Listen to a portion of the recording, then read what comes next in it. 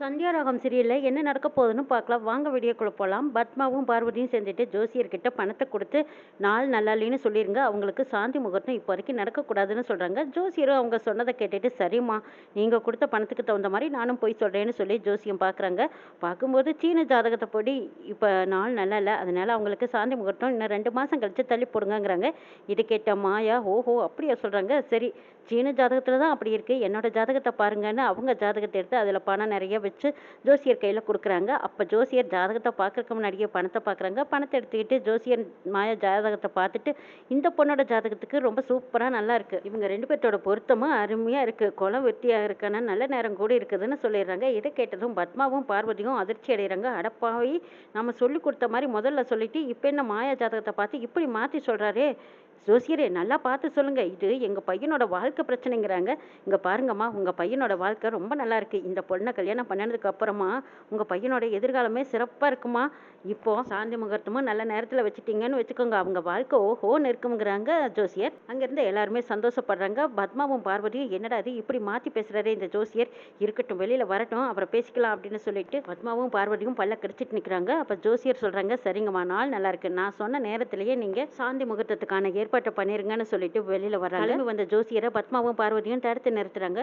நாங்கள் சொன்னது என்ன, நீங்கள் சொல்லிட்டு வந்தது என்னங்கிறாங்க. இதை பாருங்கம்மா, நீங்கள் கொடுத்தது ஒரு ஜாதகத்துக்கு தான் பணம் கொடுத்தீங்க, அந்த பொண்ணு ஜாதகம் கொடுத்தது உண்மையிலுமே அந்த பொண்ணோட ஜாதகம் நல்லா இருக்குது, அதனால தான் நான் பொய் சொல்லாமல் உண்மையை சொல்லிட்டு வந்தேன்னு சொல்லிட்டு கிளம்பி போகிறாங்க. கதிர் தானா 2 பேரும் பேசிகிட்டு இருக்காங்க. அப்போ கதிர் கேட்குறாங்க, ஏன் தானா நீ என்ன செய்யலான்னு இருக்கேங்கிறாங்க. என்ன செய்கிறது சொல்லு அப்படின்னு சொல்லவும், ஆமாம் கார்த்தி தான் கோச்சிங் கொடுக்க போகிறான், நீ என்ன விளையாடலான் இருக்கியா இல்லையாங்கிறாங்க. அந்த கார்த்தி கோச்சிங் கொடுக்கறதுனால எனக்கு பிடிக்கல, நான் போகலிங்கிறாங்க. தானா அந்த கார்த்தி உனக்கு கோச்சிங் கொடுக்க வரல, அதை தடுத்து நிறுத்துறதுக்கு தான் அவன் வந்திருக்கான்னு எனக்கு தெரியுது, நீ கோச்சிங் இல்லாமையே நல்லா விளையாடுவேன், கோச்சிங் இல்லாமையே நீ விளையாடி ஜெயிப்பா தானாங்கிறாங்க. அப்படி சொல்ல முடியாது, எந்த ஒரு விஷயத்திலையுமே குரு இல்லாமல் எதையுமே நம்ம கற்றுக்க முடியாது. தானா நீ அவங்கள பற்றியெல்லாம் யோசிக்காத, நம்ம வாழ்க்கையை பற்றி யோசி, அப்போ தான் நம்ம வாழ்க்கையில் அடுத்த கட்டத்துக்கு போக முடியுங்கிறாங்க கதிர். ஆமாம் நான் சொல்லிடலான்ட்டு இருக்கேன், கார்த்திக் கோச்சிங் கொடுத்தா நான் விளையாட வரலேன்னே சொல்லிடலாம், அதுதான் என்னோட முடிவுங்கிறாங்க தனா. அப்போ அந்த வீட்டுக்கார அம்மா கதவை தட்டுறாங்க. யாருன்னு போய் பார்த்துட்டு வரேன்னு தனா போய் கதவை திறக்கிறாங்க. அந்த அம்மா தான் நண்டு சூப் வச்சுட்டு வந்து கொடுக்குறாங்க. இதை பாரு தானா, உன் புருஷ கதிர்க்கு எலும்பு முறிஞ்சிருக்கு, எலும்புக்கெல்லாம் நண்டு சூப் குடிச்சா ரொம்ப நல்லது, நீங்கள் 2 பேரும் வேற பத்தியமாக இருக்கீங்க, அந்த பத்தியத்தையெல்லாம் கூட முறிச்சு போடுங்கிற அம்மா சொல்லவும் தனா கேட்குறாங்க, அக்கா உங்களுக்கு எதுக்கு இந்த ஸ்வீன் சிரமங்கிறாங்க. இதை பாரு தானா, உன்கிட்ட நான் அடிக்கடி உரிமையோட கூட்டு குழம்பு இப்படியெல்லாம் வாங்கிட்டு போவேன், இன்னைக்கு ஒரு நாள் மட்டும் உங்களுக்காக நான் இது வச்சு கொடுத்தா என்ன குறைஞ்சா போயிடுவேன், சாப்பிடுங்கன்னு சொல்கிறாங்க. தானா இந்த சூப்பை குடிக்கிறதுல ஒரு சிக்கல் இருக்குதுங்கிறாங்க. புரியாத தானா என்னக்கா அப்படின்னு கேட்கவும், நீங்கள் 2 பேரும் சன்னியாசி வாழ்க்கை வாழ்ந்துட்டு இருக்கிறீங்க, இந்த பத்தியத்தை முறிச்சு போடும் தானாங்கிறாங்க. அந்த வீட்டுக்கார அம்மாவை வீட்டுக்காரரை கூப்பிடுறாங்க. அங்கே பார்த்தியா எங்கள் வீட்டுக்காரர் 2 கிளாஸ் குடிச்சாரு, அதுக்கே அவர் அப்போ இருந்து ஒரு மாதிரியாக தான் அழிஞ்சிட்டு இருக்காரு, இப்போ கூட கூப்பிட்டுட்டு தான் இருக்காரு, என்ன செய்ய போகிறாரோ தெரியல, நீங்கள் மிச்சம் வைக்காமல் குடிச்சிருங்கன்னு சொல்லிட்டு போகிறாங்க. தனா கதிர் 2 பேரும் இந்த சூப்பை குடிக்கலாமா வேண்டாமான்னு பார்த்துட்டு இருக்காங்க. கதிர் தனாவை பார்க்குறாங்க. என்னடா இப்படி பார்க்குற, அந்த அக்கா சொன்னதையெல்லாம் கேட்டுட்டியா, நான் வேணா இதை திருப்பி கொடுத்துட்டு வந்துட்டுமா, வேண்டாம் நமக்குங்கிறாங்க. தனா இதை பாரு தனா, நீ திருப்பி கொடுத்தா அது நல்லாவா இருக்கும், சாப்பாட்டுக்கே வழி இல்லாமல் இருந்து சாப்பிடாம கிடந்தோம்னா அதுக்கு பேர் பட்டினி, எல்லாம் இருந்து சாப்பிடாம இருந்தால் அதுக்கு பேர் விரதம், நம்ம 2 பேருமே லட்சியத்தோடு தான் இருக்கோம், லட்சியத்தில் ஸ்ட்ராங்காக இருந்தால் எதுவும் ஆகாதுங்கிறாங்க. ஆமாம்மா இந்த சூப்பை கூட இது குடிச்சின்னா உடம்பு ஸ்ட்ராங்காகனு வேற சொல்கிறாங்க, நம்ம 2 பேருமே சேர்ந்து குடிக்கலான்னு தனா கதிர் 2 பேரும் அந்த சூப்பை குடிக்கிறாங்க. தனாவை ஒரு மாதிரியாக பார்க்குறாங்க. தனா என்னடா ஆச்சு உனக்கு, என்னடா இப்படி பார்க்குற அப்படின்னு கேட்கவும், ஆமாம் உன்னை பார்க்கணும்னு தோணுது அப்படின்னு சொல்லிக்கிட்டு நெருங்கும் போது தனா அப்படியே கண்ணை மூடி என்ன நடக்க போதோன்னு இருக்காங்க. தனா தன்னையும் மறந்து அப்படியே கண்ணை மூடி என்ன செய்ய போகிறோன்னு இருக்கும்போது அப்போ மூக்க கிள்ளிட்டு, என்ன தனா என்ன லட்சியத்தை மறந்துட்டியா, சீக்கிரமா நான் வண்டியை ஸ்டார்ட் பண்ணி வைக்கிறேன் விளையாட போகலாம் அப்படின்னு சொல்லிட்டு கூட்டிகிட்டு போகிறாங்க. கதிர் அடப்பாவி எப்படியோ பார்த்து எப்படியோ பேசிட்டு போகிறானே அப்படின்னு சொல்லிட்டு பின்னாடியே ஓடுறாங்க. இங்கே பத்மா பார்வதி மாயா 3 பேரும் பேசிக்கிறாங்க. இந்த மாயா என்ன இவ்வளோ ஸ்பீடாக இருக்கா, ஜோசியரை வர வச்சு இப்போ ஃபர்ஸ்ட் நைட்டுக்கு ஏற்பாடு பண்ணிட்டா, இதுக்கப்புறம் நான் இங்கேருந்து என்ன செய்ய போகிறேங்கிறாங்க. சாரு நான் தான் என்ன செய்யட்டும்னா, இது எல்லாம் எவ்வளவோ தடுத்து பார்த்தேன் ஆனால் முடியலையே சாரு, சீனு வேற அவன் பின்னாடியே சுற்றிட்டு இருக்கான், நம்ம சொன்ன கேட்கவே மாட்டேங்கிறாங்கிறாங்க. இங்கே பாருங்க இப்படியே விட்டோம்னா அவங்க 2 பேரும் ஒன்று சேர்ந்துட்டாங்கன்னா குழந்தைய பெற்றுருவாங்க, ஒன்றும் பண்ண முடியாதுங்கிறாங்க பார்வதி. அப்படியெல்லாம் ஏதாவது செஞ்சுட்டா கண்டிப்பாக நான் செத்தே போயிடுவேங்கிறாங்க. சாரு எப்போ பார்த்தாலும் நீ எதையவே சொல்லாதேங்கிறாங்க. ஆமாம் சீனு மாமா கிடைக்கலன்னா நான் சொன்னது தான் செய்வேங்கிறாங்க, ஏதாவது பண்ணி எப்படியாவது இந்த ஃபர்ஸ்ட் நைட்டை நிறுத்திடலாம், நீ அவசரப்படாதீங்கிறாங்க பத்மாவும் பார்வதியும். எனக்கு ஒரு ஐடியா தோணுது, சுவர் இருந்தால் தானே சித்திரை வரைவாங்கங்கிறாங்க. இங்கே இங்கே பாரு பார்வதி, சுவர் சித்திரம் சத்திரம் அப்படியெல்லாம் பேசிகிட்டு இருக்காத. முதல்ல உன்னோட ஐடியா என்னன்னு சொல்லு. நீ தானே இந்த குடும்பத்தில் அதிகமாக படிச்சிருக்க, உனக்கு தெரியாது எதுவுமே இருக்காது. ஏதாவது ஒரு ஐடியா சொல்லுங்கிறாங்க. அனி இந்த மாயாவோட காலை உடச்சி படுக்க வச்சுட்டா அப்புறம் எப்படி ஃபர்ஸ்ட் நைட் நடக்கும்? எப்படி என்னோட ஐடியாங்கிறாங்க பார்வதி. சூப்பரான ஐடியாவாக இருக்குதுங்கிறாங்க சாரு. ஆமாம், சகனம் சரியில்லை, அதனால ஃபர்ஸ்ட் நைட்டை தள்ளி போட்டலான்னு சொன்னால் எல்லாரும் கேட்டுத்தானே ஆகணுங்கிறாங்க. எல்லாம் சரிதான் பார்வதி, ஆனால் அவள் தான் குத்துக்கல்லாட்டு இருக்காளே, அவள் எப்படி அடிவிட வைக்கிறதுங்கிறாங்க பத்மா. ஏதாவது ஒரு ஐடியா பண்ணி அவளை காலை முறிச்சு போட்டலாங்கிறாங்க. அதுக்கு சாரு ஒரு ஐடியா சொல்கிறாங்க. எண்ணெய் ஊற்றி அவள் வரும்போது ஊற்றிட்டோம்னா அவள் வலிக்கு விழுந்துடுவல்ல, கால் உடஞ்சிருமல்லங்கிறாங்க. சாரு, நீ நிறைய படம் பார்த்து கெட்டு போயிட்டு, அந்த ஐடியா வேண்டாம், வேற ஏதாவது ஐடியா இருந்தால் சொல்லுங்கிறாங்க பார்வதி.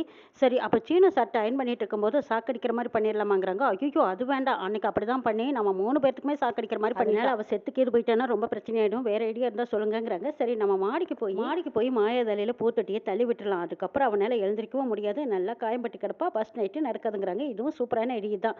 இப்போ மளிகை சாமான் வாங்குறதுக்காக மாயாவை அனுப்பி வைக்க போகிறாங்க. அவள் வெளியில் வரும்போது நான் 2 தடவை கை தட்டுறேன், அப்போ பார்த்து நீங்கள் பூத்தொட்டியை கீழே போட்டுருங்கிறாங்க. சரி, நாங்கள் 2 பேரும் மாடிக்கு போகிறோம், அவள் வரும்போது கரெக்டாக கை தட்டுங்க, எங்களுக்கு சிக்னல் கொடுத்தீங்கன்னா நான் கரெக்டாக பூந்தொட்டியை தள்ளி விட்டுறேங்கிறாங்க பார்வதி. யாராவது பார்க்கறதுக்கு முன்னாடியே போயிடுங்க, கண்ணு தெரியாமல் சாரு தள்ளி விட்டுட்டான்னு சொல்லி சமாளிச்சுக்கலாங்கிறாங்க. மாயா மளிகை சாமான் வாங்குறதுக்காக வராங்க. அப்போ பத்மா அங்கே நிற்கிறத பார்த்துட்டு என்னத்தை ஏன் டென்ஷனாக இருக்கீங்கன்னு கேட்குறாங்க. அதெல்லாம் ஒன்றும் இல்லைங்கிறாங்க. அங்கே மணிவண்ணனும் வராங்க. ஆமாம், பத்மாவை பார்த்தா டென்ஷனாக இருக்கிற மாதிரி தான் தெரியுது, என்னாச்சு பத்மா உனக்குங்கிறாங்க. இல்லைங்க, காலையிலேருந்து ஒரே வேலை, அதுதான் கொஞ்சம் சலுப்பாக இருக்குது, வேற ஒன்றும் இல்லைங்கிறாங்க. சரி மாயா, அந்த லிஸ்ட்டை கொடு, நான் போய் மளிகை சாமான் வாங்கிட்டு வரேன்னு மணிவண்ணன் அந்த லிஸ்ட்டை போடுங்கவும் பத்மா ஐயோ வேண்டாங்க, நீங்கள் போகாதீங்க, உங்களுக்கு நேரம் சரியில்லை, நீங்கள் போக வேண்டாங்கிறாங்க.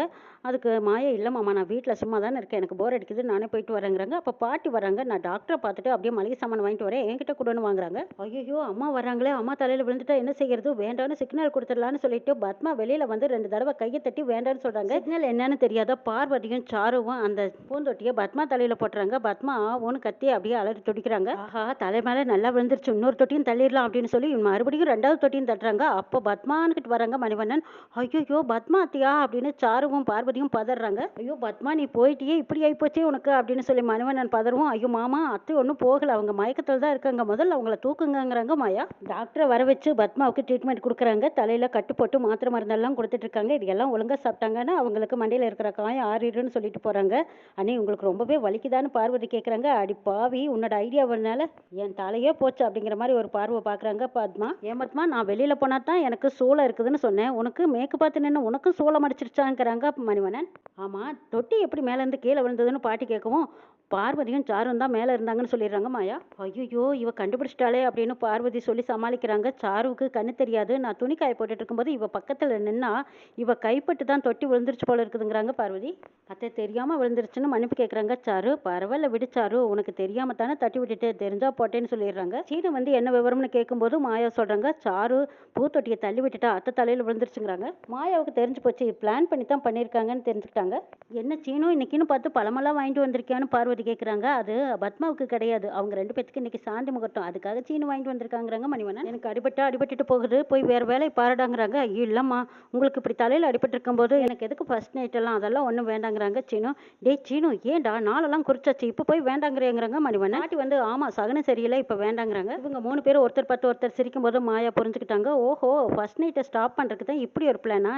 சாரு, இதெல்லாம் எங்களை சேர விடாமல் பண்ணுறது தானே, இருடி உனக்கு ஒரு ஃபுல் ஸ்டாப் வைக்கிறேங்கிறாங்க மாயா. தானா கதிர் 2 பேரும் போய் பாஞ்சர்ஸ் கிட்ட பேசலான்ட்டு போகிறாங்க. அங்கே கார்த்தி முன்னாடியே போய் அவள் என்ன சொன்னாலும் சரி அவளுக்கு நான் தான் கோச்சிங் கொடுப்பேங்க, இதை நீங்கள் சொல்லணுமா? புவனேஸ்வரி அம்மா தான் என்கிட்ட ஏற்கனவே சொல்லி வச்சுருக்காங்கல்ல, புவனேஸ்வரி அம்மா எனக்கு வாழ்க்கையை பிச்சையாக போட்டிருக்காங்க, அவங்களுக்காக நான் இதை கூட செய்ய மாட்டேனா?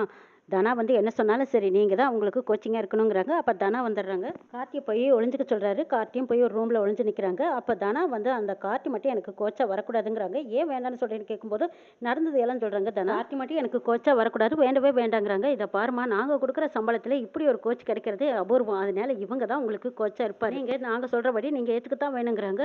சார் அது சரி வராது சார், வேண்டாம் விட்டுருங்க சார்னு கெஞ்சுறாங்க தனா. இதை பாருமா, நான் சொல்கிறபடி நீ கேட்கலைன்னா கதிர்க்கே தெரியாமல் 4 லட்சம் ரூபாய் கொடுத்தமல்ல, அதுக்கு நீ வட்டி முதலும் போட்டு கொடுக்கணுங்கிறாங்க. ஐயோ கதிர்க்கு மட்டும் இந்த விஷயம் தெரியக்கூடாதுன்னு கெஞ்சுறாங்க தனா. பாருமா, இந்த விஷயத்தை கதிர்கிட்ட சொல்லக்கூடாதுன்னு நீ நினச்சின்னா நான் சொல்கிற மாதிரி உனக்கு கோச்சு கார்த்தி தான். கார்த்தி இங்கே வாங்க அப்படின்னு கூப்பிடுறாங்க.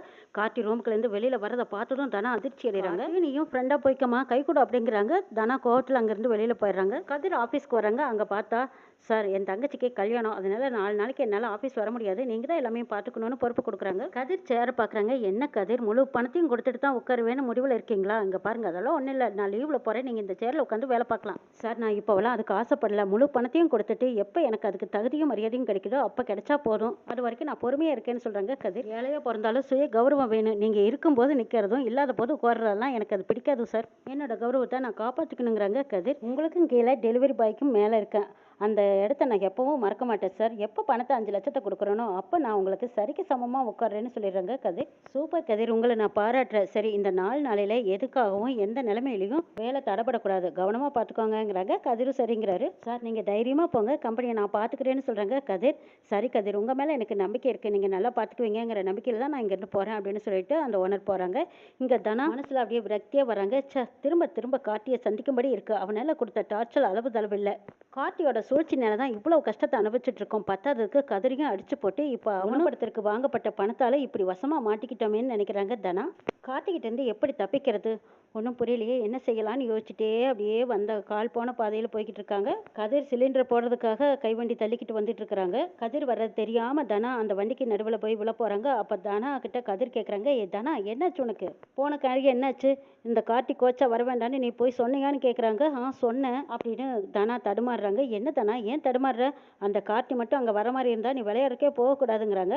ஐயோ கதிர்கிட்ட அவர் வேற உண்மையை சொல்லிட்டா என்ன செய்யறது, உண்மை தெரிஞ்சா கதிர் இதை ஏற்றுக்கவே மாட்டான், தாங்கிக்கவும் மாட்டான், உண்மையை மறைக்கிறதா இல்லை பரவாயில்லைன்னு சொல்லி அந்த கார்த்தியே கோச்சா இருந்துட்டு போறான்னு சொல்றதா, ஒன்றும் புரியலையே, என்ன செய்யலான்னு யோசிச்சுட்டே போனதானா. பேசாமல் நிற்கிறத பார்த்ததும் கதிருக்கு சந்தேகமாக இருக்குது. என்னதானா நான் பாட்டுக்கு பேசிகிட்டே இருக்கேன், நீ பேசாமல் அமைதியாக இருந்தால் என்ன அர்த்தம், நீ என்னதான் சொல்லிட்டு வந்த அப்படின்னு கேட்குறாங்க.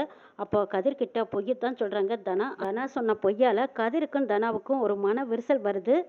இந்த விரிசலை பயன்படுத்திக்கிட்ட கார்த்தி இன்னும் என்னெல்லாம் தனா வாழ்க்கையில் விளையாட போகிறாங்கன்னு பார்க்கலாம். அம்மாவுக்கு அடிபட்டதுனால நமக்கு ஃபர்ஸ்ட் நைட் இப்போதைக்கு வேண்டாம், சகுனம் சரியில்லை அப்படின்னு சீனவும் தள்ளி போடுறாங்க. இதை கேட்ட மாயா அடப்பாவிகளா, சாரு பார்வதி பத்மா 3 பேரும் போட்ட திட்டத்தால் சீனு மாயாவோட ஃபர்ஸ்ட் நைட்டை நிறுத்தி தள்ளி போடுறாங்க. சாருவால தானே நம்மளுக்கு இப்படி ஆச்சு, சாருவுக்கு பெரிய அப்பா வைக்கணும்னு நினச்சிட்டு மாயா கண்ணு தெரியாத மாதிரி நடிச்சிட்டு இருக்கிற இந்த சாருக்கு சரியான ஷாக் கொடுக்கணும்னு நினைக்கிறாங்க. மாயா தனாவுக்கு ஃபோன் பண்ணுறாங்க. தனா ஃபோன் எடுக்காதனால நேராக போய் பார்க்கலான்ட்டு மாயா தனாவை பார்க்க போகிறாங்க. தனா என்னாச்சு உனக்கு, ஏன் ஃபோன் எடுக்கலைங்க? அப்படியா நீ ஃபோன் பண்ணியா, எனக்கு தெரியல மாயாங்கிறாங்க. ஆமா உனக்கு என்னாச்சு, ஏன் இப்படி சோகமா இருக்க அப்படின்னு மாயா கேட்கவும் அங்க நடந்தது எல்லாம் சொல்றாங்க தனா. இதை கேட்டதும் மாயா, ஓஹோ இவ்வளவுதான் மேட்ரா, கார்த்தியை கிட்ட வச்சுக்கிட்டு தான் இவங்க எல்லாம் கேம் விளையாடுறாங்களா, சரி தனா நீ ஒன்றும் கவலைப்படாத, அந்த கார்த்தி இப்பதான் நம்ம கிட்ட பசமா சிக்கியிருக்கான், நம்ம பிடியில சிக்கியிருக்கிற கார்த்தியை சும்மா விடக்கூடாது தானா. தனா நமக்கு இது ஒரு நல்ல சான்ஸ், விடக்கூடாது தானா, அவனே கோச்சிங்கா இருக்கட்டும், நீ அந்த இடத்துல அவங்க கூட விளையாடுற மாதிரி விளையாடும், உனக்கு சொல்லி கொடுக்குற மாதிரி உன் வலையில சிக்குவான், அப்ப இருக்கு அவனுக்கு அப்படின்னு மாயா தனா 2 பேருமா தந்திரமா கார்த்தியை சிக்க வைக்கிறாங்க. என்ன நான் இருக்குன்னு நாளை பார்க்கலாம்.